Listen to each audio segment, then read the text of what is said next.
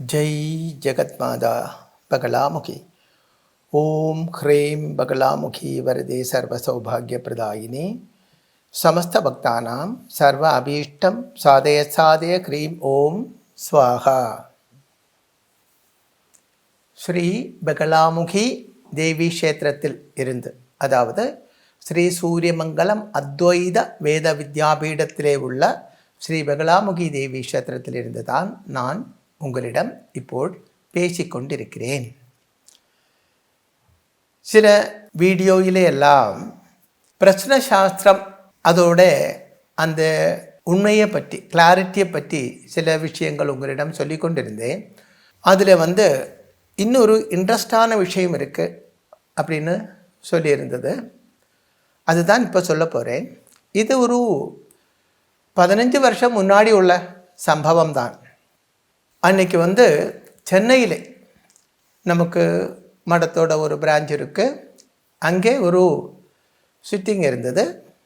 அப்போ நிறைய பேர் பார்க்க வந்தாங்க. அப்படி பார்த்து கொண்டு இருக்கும் பொழுது ஒரு அம்மா, அவரோட பிரதர் யாரோ ஒரு ஆண், பின்ன ஒரு 2 லேடிஸ், சுருக்கமாக 4 பேர் உள்ளே வந்தாங்க. சாதாரணமாக அப்படியெல்லாம் அலோவ் பண்ணுறதில்லை. ஜாதகம் பார்க்கக்கூடிய ஆள், அவரோட கூட ரொம்ப வேண்டியவராக இருக்கப்பட்டவர் இருக்கிறார். அப்படி தான், இல்லை ஒரு கும்பலை எல்லாம் உட்கார வைக்க மாட்டோம் உள்ளே. ஆனால் இவங்க சுவாமி ரிக்வெஸ்ட் பண்ணிட்டேன், நாங்கள் ஒரே ஃபேமிலி, இது என்னுடைய அம்மா, இது என்னுடைய பிரதர், இது என்னுடைய தங்கச்சி, அப்படியெல்லாம் ஒரு லேடி பேசினாங்க. அவரோட பேச ரொம்ப மரியாதை உள்ளது, ரொம்ப என்ன சொல்லலாம், ஒரு அறிவுள்ளதாக இருந்தது. எனக்கு அது பிடிச்சு போச்சு. அப்போ நல்லா படித்தவர் அப்படின்னு எனக்கு தோணுச்சு. பரவாயில்ல, நீங்கள் உட்காருங்கோ அப்படி சொன்னேன். அப்போது ஒரு ஜாதகத்தை கொடுத்தார். ஒன்றும் இல்லை, 2 ஜாதகம் கொடுத்தார். 2 ஒரே மாதிரி இருக்குது ஜாதகம். நாங்கிட்ட இது 2 ஒரே மாதிரி இருக்கே, எதுக்கு ஒரு ஆளுக்கு 2 ஜாதகம், ஆனால் பேர் வேறு வேறு இருக்குது, எனக்கு புரியலை இது அப்படின்னு சொன்னேன்.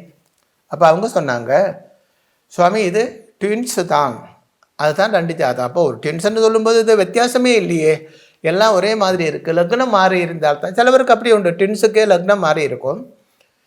இது ஒரே லக்னமாக இருக்கா. அப்போ ஒரு ஜாதகம் பார்த்தா போதும், 2 ஜாதகம் பார்க்க வேண்டிய அவசியம் இல்லை. அந்த ஒரு ஜாதகம் பார்க்கும்போது லக்னத்தோட 12ஆம் இடத்துல இருக்கிறது ராகு. அந்த ராகு தசாகாலம் ஆரம்பிச்சிருக்கிறது. ராகுவை பாப கிரகங்கள் பார்க்குறாங்க. அப்படியெல்லாம் தான் அந்த ஜாதகம்.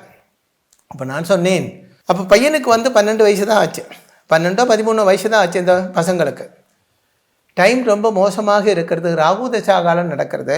இவங்கக்கிட்ட கோபப்படக்கூடாது, சண்டை போடக்கூடாது, அன்பாக பாசமாக பார்த்துக்கோங்க. முடிஞ்சால் இவங்க ஏதாவது போர்டிங்கில் நிறுத்த முடிஞ்சால் அப்படி பண்ணுங்கோ, இல்லை வீடு விட்டு வேறு சொந்தக்கார் வீட்டில் நிறுத்துறதா இருந்தால் அப்படி பண்ணுங்கோ.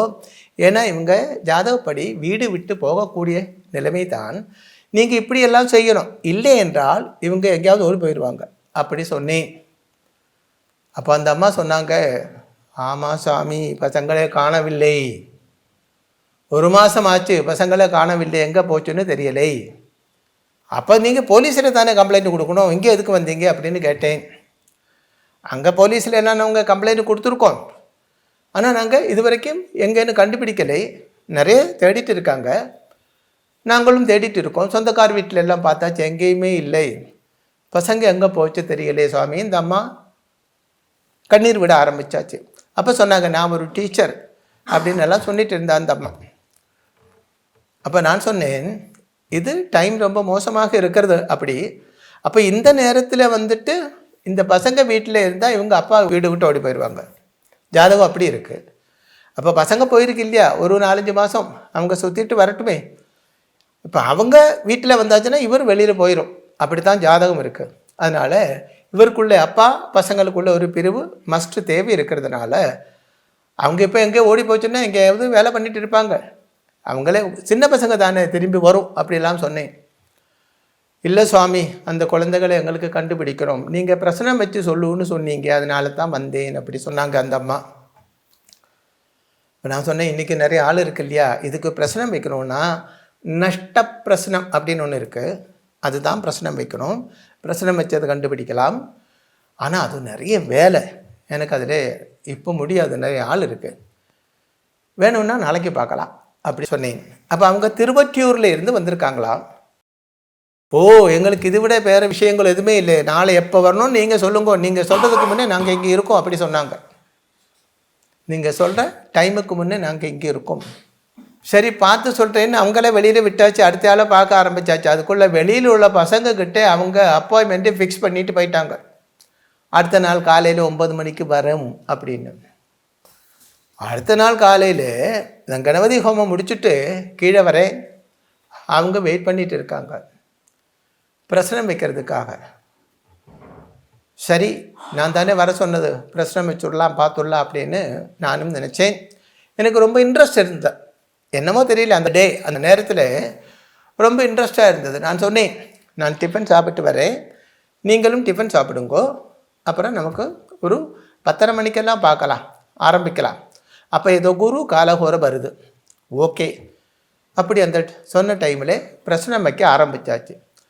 பிரசனம் வைக்கும்போது பிரசனத்தில் என்ன தெரிகிறது என்றால், அதாவது பிரசனம் வைக்கும்போது அந்த ராசி உதயராசி, பிரசன ராசி, அந்த ராசி எந்த திசை இதெல்லாம் பார்த்து கால்குலேஷன் பண்ணணும். அது ஜோதிஷம் தெரிஞ்ச வாழ்க்கை தான் தெரியும், உங்ககிட்ட இப்படி சொல்லியும் பிரயோஜனம் இல்லை, அதனால் அது சொல்லலை. சுருக்கமாக பிரசனப்படி பசங்க ஒரு ஹோட்டலில் வேலை செய்கிறது அப்படின்னு தான் வருது. பிரசனப்படி பசங்க ஹோட்டலில் வேலை செய்கிறாங்க.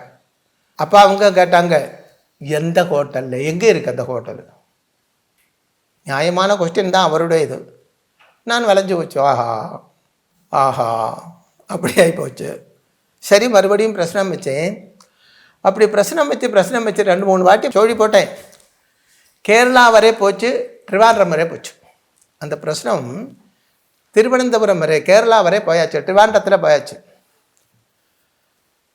என்ன பிரச்சனைப்படி என்ன சொல்கிறேன்னா, ட்ரிவாண்டத்தில் ஒரு பசங்க ஒரு ஹோட்டலில் வேலை பண்ணுறாங்க. அப்போ அந்த அம்மா கேட்டாங்க, ட்ரிவாண்டத்தில் ஆயிரக்கணக்கு ஹோட்டல் இல்லையா சாமி, எந்த ஹோட்டலில்? ஆஹா, மறுபடியும் எனக்கு கன்ஃபியூஷன். ஓ, 2-3 மணி நேரம் ஆச்சு. இவங்க நான் ஒரு விஷயம் சொல்லும்போது அங்கே எங்கே இதே மாதிரி கொஸ்டின் கேட்டுகிட்டே இருக்காங்க அவங்க. சரி, எப்படியெல்லாம் கண்டுபிடிக்கணும்னு எனக்கு ஒரு எண்ணம் மனசில். ஆனால் இந்த இன்ன ராசிகளில் இன்ன கண்ட்ரி எப்படின்னு இருக்கிறது, அதே மாதிரி கேரளம் என்ற பூபடத்தில் கேரளா வரை போயாச்சு வண்டி. அந்த மேப்பில் அந்த கேரளம் 12 ராசிகளில் கேரளத்தோட ஒவ்வொரு ஸ்டேட்டும் எங்கே இருக்குன்னு எதில் கண்டுபிடிக்க முடியுமோ எனக்கு தெரியலை. டோட்டலாக கன்ஃபியூஷன் ஆகிடுச்சு. இங்கே தான் தெய்வீகம் என்று சொல்லப்பட்டது, அதாவது தெய்வீகம் இருக்க வேண்டும் என்று சொல்லப்பட்டது. அந்த நேரத்தில் பையன், அதாவது என்னோடய மேனேஜர் பையன் ஒரு ஃபோன் கொண்டு வந்து உள்ளே கொடுத்துட்டு சொன்னான், ஒரு விஐபி, ரொம்ப ரேராக ஆளுகள்கிட்ட நானே இப்படி பேசுகிறது உண்டு. ஒரு விஐபி ஏதோ சந்தேகம் கேட்கணுமா, இங்கே பர்மனெண்ட்டாக வரப்பட்ட ஆள் தான் சூரியமங்கலத்தில். அப்போ அவர் ஃபோன் ஒரு நிமிஷம் சுவாமிகிட்ட கொடுக்குறீங்களா அப்படின்னு கேட்டாங்களாம். என்ன சுவாமி, ஃபோன் தரவா? சரி இங்கே கொடுன்னு நான் ஃபோன் வாங்கி பக்கத்தில் வச்சேன். சாதாரணமாக பிரச்சனை வைக்கிற இடத்துல இந்த ஃபோனெல்லாம் இருக்காது, ஒன்றும் கொடுக்க மாட்டாங்க. அதே மாதிரி ஒரு ரூமுக்குள்ளே தான் பிரச்சனை வைக்கிறது, வெளியிலேருந்து யாரும் பர்மிஷன் இல்லாமல் உள்ளே வராது, அப்படியெல்லாம் தான் இங்கே உள்ள வழக்கம். அப்போ இவர் இந்த ஃபோனு கொண்டு வந்து கொடுத்தாச்சா. இப்போ மறுபடியும் பிரசனம் வச்சுட்டு இவங்க ட்ரிவாண்ட்ரத்தில் ஒரு, அதாவது கேரளாவுடைய தலைநகரியில் அப்படின்னு சொல்லும்போது ட்ரிவாண்ட்ரம், அங்கே ஒரு ஹோட்டலில் ஒர்க் பண்ணுறது பசங்க. இன்னொரு பையன் 3 பேர் இருக்குது. அப்போ இவங்களுக்கு 2 பேர் தான் தெரியும். ஆனால் இந்த பையன் இவரோட ஃப்ரெண்டு ஒருத்தனை கூட அடிச்சுட்டு தான் போயிருக்கான். 3 பேர் போயிருக்காங்க. அப்படி இவங்க பார்க்குறாங்க, ஓ எப்படியாவது ஈஸ்வரா இது தலையிலேருந்து ஒழியணுமே அப்படின்னு நான் ப்ரே பண்ணிகிட்டு இருக்கேன். என்ன ஒரு ஃபுல் ஸ்டாப்பு வச்சுட்டு தானே இவங்களை வெளியில் விடணும். இந்த ட்ரிவாண்டோன்னு சொல்லப்பட்டது ஆயிரக்கணக்கு ஹோட்டல் இருக்கும் இல்லையா. அப்போ அவங்க கேட்குறது நியாயம்தான். அங்கே போய் எல்லா ஹோட்டல்லையும் விசாரிக்க சொல்ல முடியுமா? நான் சொன்னேன், நீங்கள் அங்கே போய் விசாரித்து பாருங்கோ அப்படி எல்லாம் சொல்லும்போது, அங்கே எங்கே இருந்து சுவாமி ட்ரிவாண்டோன்னு சொல்லியாச்சுன்னா எவ்வளோ, இவங்க நாங்கள் இது வரைக்கும் போனதே கிடையாது, அது பெரிய சென்னை மாதிரி பெரிய சிட்டின்னு கேள்விப்பட்டிருக்கேன், அங்கே எங்கே போய் தர்றது அப்படி இப்படின்னு இவங்க என்கிட்ட கேட்டுட்டு எங்கேன்னு கொஞ்சம் பார்த்து சொல்லுங்கோ அப்படின்னு சொல்கிறாங்க. அப்படி இருக்கும்போது இந்த ஃபோன் பெல் அடிச்சிடுச்சு. அப்போ நான் என்ன நினச்சேன்னா, ஒரு விவிஐபி என்கிட்ட பேசணும் அப்படின்னு நினச்சிட்டு இருக்குன்னு சொன்னாங்க இல்லையா, அப்படி தானே இந்த ஃபோன் கொடுத்தாங்க, அவர் தான் என்று நினச்சிட்டு நான் ஃபோன் எடுத்து காதில் வச்சேன். அப்போ ஓன் பண்ணி காதில் வச்சா அந்த ஃபோனில் என்ன கேட்குறது என்றால், அருள் ஜோதி இருக்கா, அருள் ஜோதி இருக்கா, ஹலோ ஹலோ அருள் ஜோதி இருக்கா, அருள் ஜோதி இருக்கா, அருள் ஜோதி அருள் ஜோதி, இந்த மாதிரி கேட்டாச்சு. கடைசியில் எப்படி வந்து நிற்கிறது தெரியுமோ, அருள் ஜோதி அருள் ஜோதி அப்படின்னு நிற்கிறாங்க. அப்போ என்னுடைய நம்பர் வந்து ரொம்ப ரயரா, ரொம்ப ஒரு 15 பேருக்கு கூட தெரியுமோ எனக்கு தெரியாது. அப்படியெல்லாம் இப்போ ஆஃபீஸில் தானே எல்லாரும் பேசுகிறாங்க, என்கிட்ட பேசுகிறதே இல்லையே. அப்போ யாரோ ஒரு ஆள், அது ஒரு லேடி, அவங்க ஃபோன் பண்ணி கேட்குறாங்க, அருள் ஜோதி இருக்கா அருள் ஜோதி இருக்கான்னு கேட்டதுக்கு அப்புறம் அருள் ஜோதி அருள் ஜோதி அப்படி மறுபடியும் சொல்கிறாங்க. எனக்கு கண்ணு நிறைஞ்சு போச்சு, கண்ணு பயங்கரமாக எனக்கு அழுக வந்து போச்சு. அப்போ என்னுடைய மனசில் நான் என்ன நினைச்சேன் என்றால், அந்த பராசக்தி என்னுடைய உபாசனா மூர்த்தி என்கிட்ட சொல்கிறா, நான் ஏன்னா இங்கே நட்சத்திரக்கால எண்ணிட்டு இருக்கேன், ஆனால் எந்த ஹோட்டல்னு சொல்ல முடியறதில்லை. அப்போ தான் இப்படி ஒரு மெசேஜ் வந்திருக்கு. நான் உடனே மேனேஜர் பையனை கூப்பிட்டு திருவாண்டரத்தில் உள்ள ஹோட்டல் அசோசியேஷன் அப்படி இருக்குது, அதோட நம்பர் கிடைக்குமான்னு கொஞ்சம் பாரு அப்படின்னு சொன்னேன். ஐயோ அது அப்படின்னு தெரியலையே. நான் சொன்னேன், இந்த கூகுள் அப்படியெல்லாம் இருக்கு இல்லையா, நீ சர்ச் பண்ணி பாரு. அப்போ அந்த அவங்களும் இருக்காங்க, முன்னாடி நானும் இருக்கேன். அவனே இது சொல்லி விட்டுட்டு உடனே தண்ணி அந்த ஃபோனை எடுத்துகிட்டு, எனக்கு தெரிஞ்ச ஒரு ஆள் இருக்குது திருவாண்டத்தில், அவளுக்கு ஒரு ஃபோன் அடித்தேன். அவங்க எடுத்தாங்க. நான் கேட்டேன், அங்கே அருள் ஜோதி அப்படின்னு ஹோட்டல் ஏதாவது இருக்கா தெரியுமா திருவாண்டத்தில் அப்படின்னு கேட்டேன்.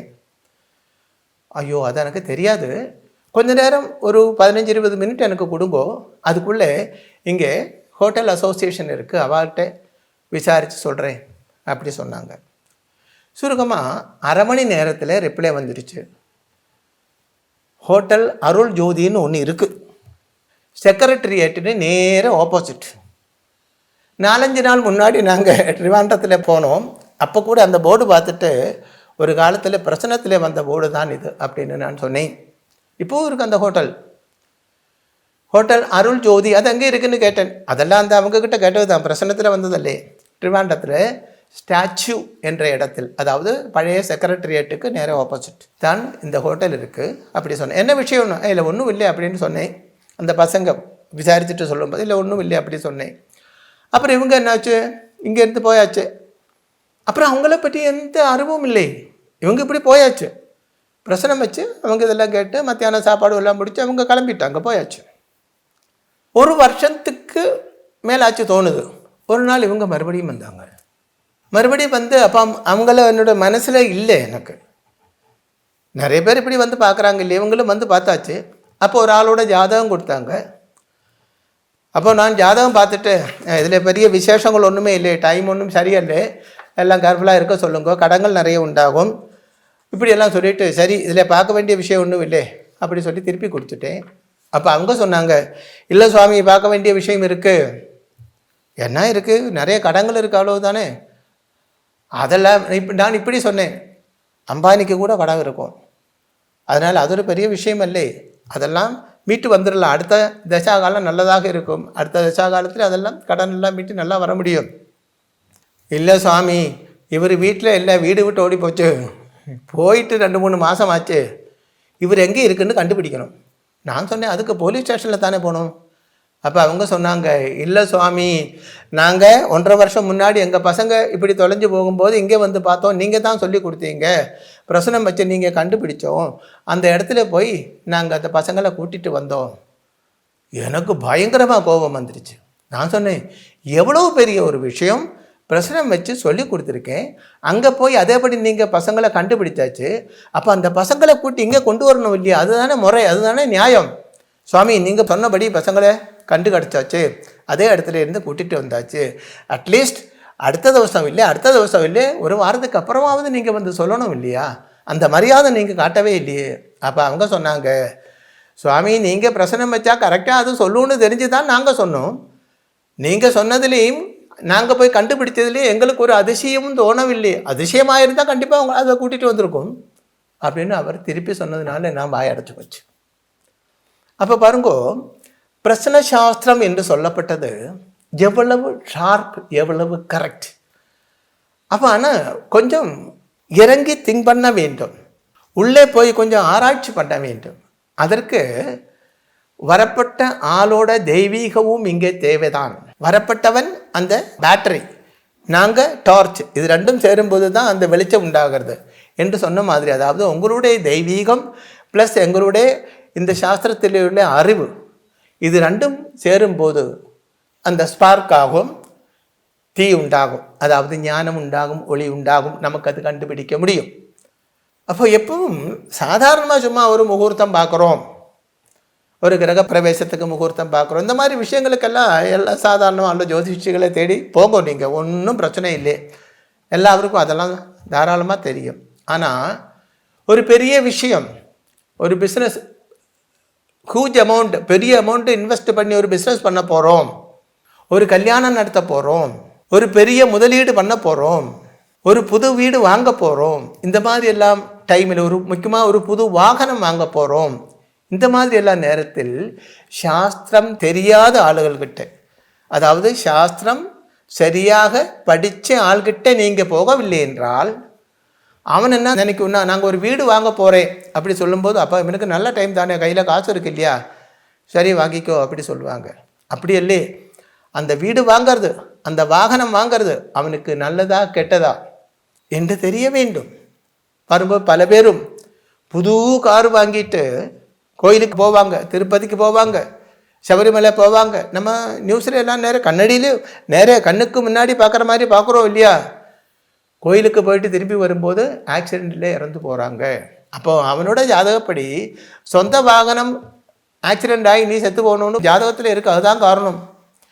இதுவே ஒரு நல்ல சாஸ்திரம் தெரிஞ்ச ஆச்சாரியன்கிட்ட போய் கேட்டால் அவன் சொல்லும், இப்போல் வாகனம் வாங்க வேண்டாம், இப்போல் இந்த ப்ராப்பர்ட்டி வாங்க வேண்டாம், இப்போல் இந்த முதலீடு பண்ண வேண்டாம், இந்த மாதிரி விஷயங்கள் எல்லாம் சொல்லுவாங்க. அது சொல்ல வேண்டுமானால் அவன் ஜாதகம் பார்க்க தெரிஞ்சவனாக இருந்தால் மட்டும் போராது, பிரஸ்ன சாஸ்திரமும் தெரிஞ்சவனாக இருக்க வேண்டும். ஜெகத்மாதா பராசக்தியின் அனுகிரகத்தால், பகலாமுகி அம்மையின் அனுகிரகத்தால் உங்களுக்கு சர்வகாரிய சித்தியும் சர்வ அபீஷ்ட சித்தியும் உண்டாகட்டும் என்று ஆசீர்வாதம் செய்கிறேன். ஸ்ரீ சூரியமங்கலம் அத்வைத வேத வித்யாபீடத்தில் தாந்திரீக பூஜைகளில் சிறந்து விளங்கும் பல ஆச்சாரியர்களால் அமாவாசை மற்றும் பௌர்ணமி நாளன்று சிறப்பு யாகங்கள் நடைபெறுகின்றன. இந்த யாகங்களில் கலந்து கொள்வதன் மூலம் அன்னை ஸ்ரீ பகலாமுகி தேவியின் அருளால் நம் சர்வதோஷங்களும் நீங்கி சகல சௌபாகியங்களும் நம்மை பரிபூரணமாக வந்தடையும். ஸ்ரீ சூரியமங்கலம் அத்வைத வேத வித்யாபீடம் ஜோதிடம், பிரசன்னம், வாஸ்து, தாந்திரீக பூஜைகள் மற்றும் வேத யாகங்கள் செய்திட தொடர்புக்கு 7305442299 7305442299. தொடர்பு மையங்கள் சென்னை, கோவை, பெங்களூரு, ஹைதராபாத், விஜயவாடா, டெல்லி, மும்பை, திருநெல்வேலி, டெக்சாஸ்.